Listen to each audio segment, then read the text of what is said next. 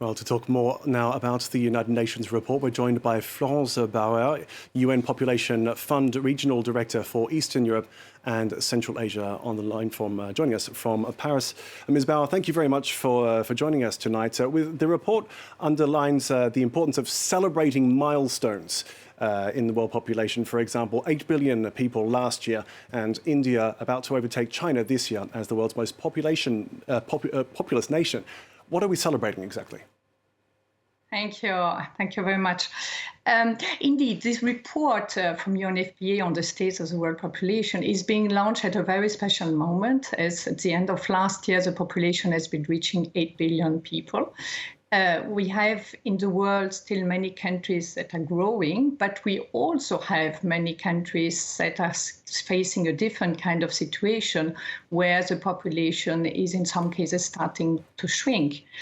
And we have in the world 2/3 of the population who is already living in countries where they have a fertility rate that is below the 2.1 theoretical reproduction rate.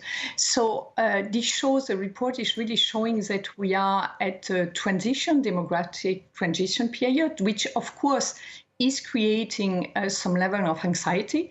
We have countries that are concerned because their population is going too fast. We have countries, and many of them in Eastern Europe and Western Europe, that are concerned because the population is shrinking, because they have lower fertility rates.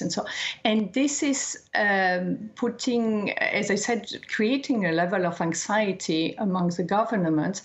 And what we see is that in some cases, policies or decision on policies can be made to be able to try to influence the demographic trends, while what the history and also the evidence shows that it is important to predict demographic trends, to analyze them, to predict them, and to have policies that respond to them, but in a very comprehensive way. It has to be, there have to be policies that invest in inclusive, to have a more inclusive society, and in particular with an investment in gender equality, because some of the policies that can be implemented by countries that are particularly anxious, for example, with low fertility rate, they can put at risk the rights of women.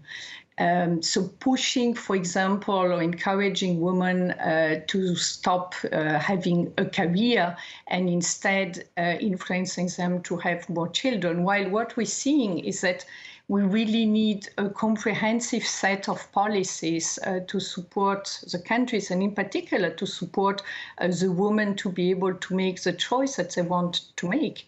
So overall, there is not a perfect number in terms of population for any of the country, and it's more about what we call demographic resilience, so about countries being able to monitor the situation of the demography, to predict how it's going, what the trends are going to be, and to have a comprehensive set of policies that would enable the countries to respond to that particular situation.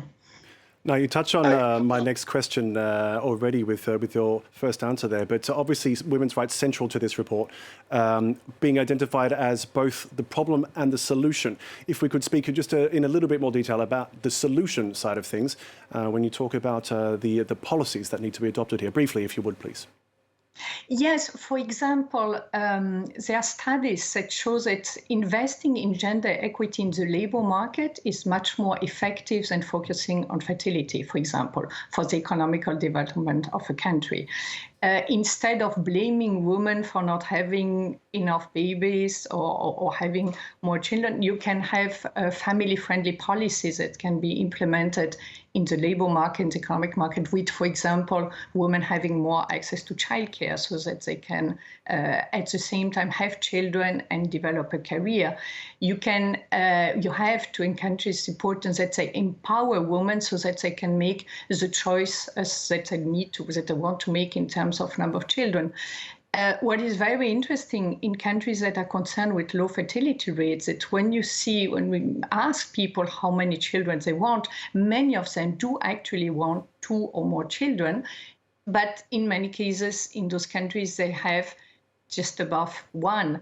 And so the challenge is to implement family-friendly policies that will enable women to be able to have a career and at the same time to have the number of children that they want.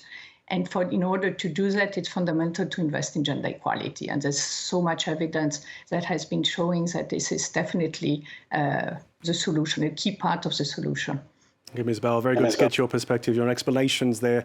Florence Bauer from the UN Population Fund's Regional Director for Eastern Europe and Central Asia, thank you very much. Thank you. And that's it for this bulletin. Up next, it's Eye on Africa with Georgia Kelton-Smith. Stay with us.